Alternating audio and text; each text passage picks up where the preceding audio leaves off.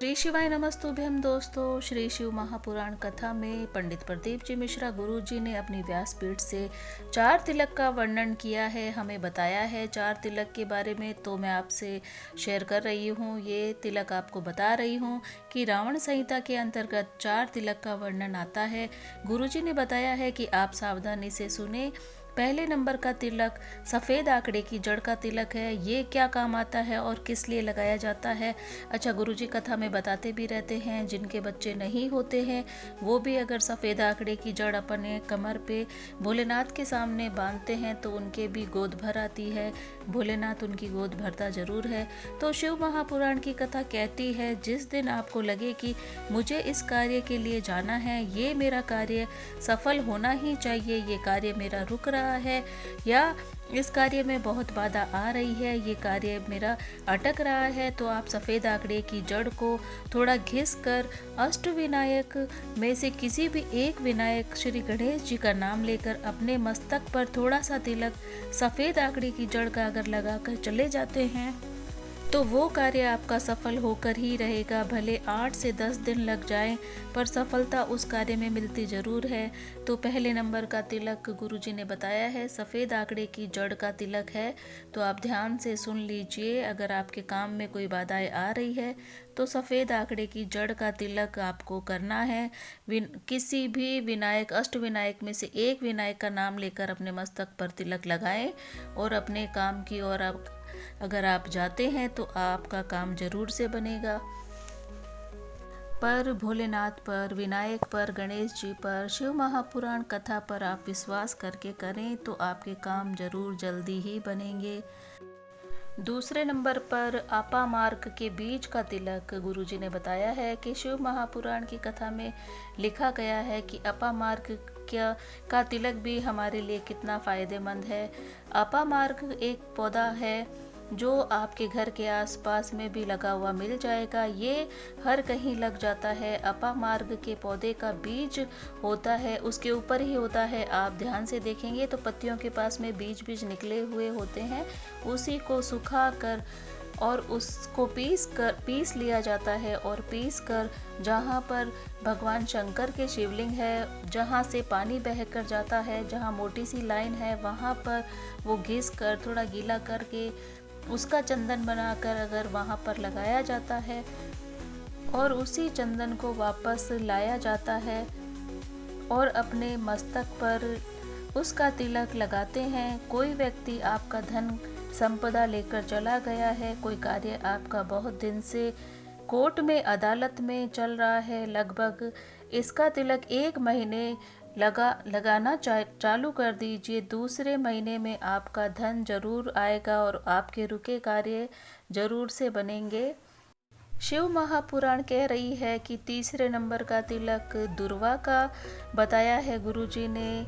जो भगवान पर चढ़ी हुई दुर्वा होती है उसको आप सूखने के लिए सुखा लीजिए। बाद में उसकी भस्म बनाकर शंकर भगवान को चढ़ाकर उस भस्म को लगाकर मस्तक पर यदि तिलक लगाया जाए, दुर्वा का तिलक यदि मस्तक पर लगाया जाए तो कोई व्यक्ति कह दे कि तेरे बस का नहीं है, किसी ने आपको कह दिया कि तू सरकारी नौकरी नहीं लग सकता है, किसी ने कह दिया ये काम तू नहीं कर सकता है, आपका यानी कहने का मतलब है कि आपका मनोबल जो तोड़ता है कि आप कुछ कर ही नहीं सकते जीवन में, आप मकान भी नहीं बना सकते, किसी ने कह दिया तेरी दुकान नहीं चलेगी, चाहे कितनी भी खोल ले या कितनी भी कोशिश कर ले, कितनी भी जीवन में मेहनत कर ले, आपका मनोबल नीचे गिराता है, तोड़ता है। तो आप भगवान पे विश्वास करके दुर्वा वाला उपाय ज़रूर से करें।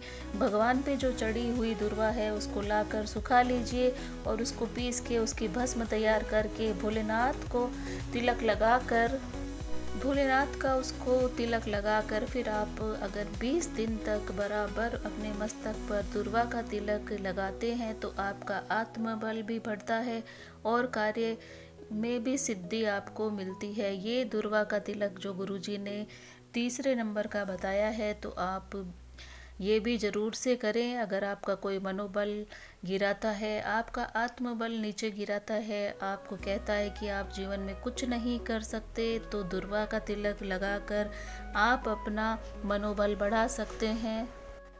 शिव महापुराण का चौथे नंबर पर आता है बेलपत्र की जड़ का तिलक या बेलपत्र की मिट्टी का तिलक, जो गुरुजी अक्सर अपनी कथा में बताते रहते हैं कि कितना महत्व रखता है जड़ का तिलक। मिट्टी का तिलक भी अगर हम अपने मस्तक पर धारण करते हैं तो उससे क्या होता है ये भी बताते रहते हैं। तो मैं आपको बताती हूँ कि गुरुजी ने चौथे नंबर का जो बेलपत्र की जड़ का तिलक बताया है, तो उससे पहले आप ध्यान से सुने कि अगर पेड़ पूरा सूख जाए तभी उसको उखाड़ना है, बाकी हरा अगर हो तो उसको नहीं उखाड़े, क्योंकि उसको उखाड़ने से भी हमारे ऊपर विपदा आती है। ये भी गुरुजी बताते रहते हैं अक्सर अपनी कथा में कि बेलपत्र की अगर पत्ती को तोड़ते समय डाली भी टूट जाए तो उसका हमें कितना भोगना पड़ता है, कितना कष्ट हमारे ऊपर आता है। ऐसा बहुत सी बातें गुरुजी बताते हैं, तो आप ध्यान में रखें। पूरा सूख जाने के बाद ही बेलपत्र के पेड़ को या पौधे को उखाड़ें, उससे पहले नहीं।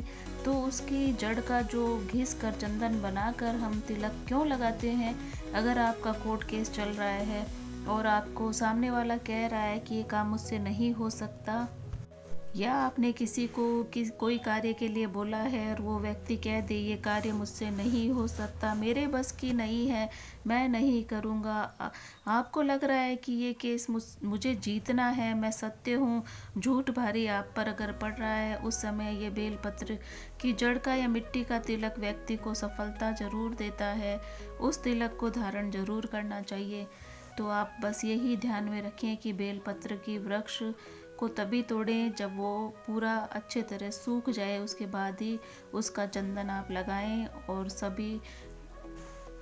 और तभी आपको आपके कार्य में सफलता जरूर से मिलेगी। पर करें शिव महापुराण पर, भोलेनाथ पर विश्वास करके अगर आप करते हैं तो आपको विजय जरूर से मिलेगी।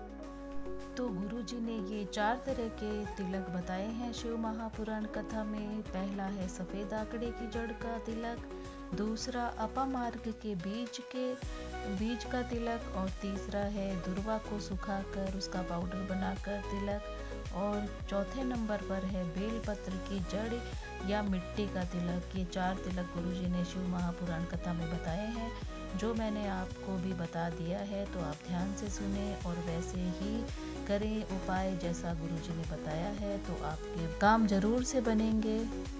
दोस्तों, अगर मेरा वीडियो आपको अच्छा लगे तो ज़्यादा से ज़्यादा शेयर करें, ताकि और लोगों को भी, अपने भाई बहनों को पता चले कि हमारे पुराणों में, हमारे ग्रंथ में जो शिव महापुराण कथा में पूज्य पंडित प्रदीप जी मिश्रा बताते हैं, तो सभी को पता लगे कि कितना कुछ हमारे ग्रंथों में छुपा हुआ है। तो सभी को पता चले।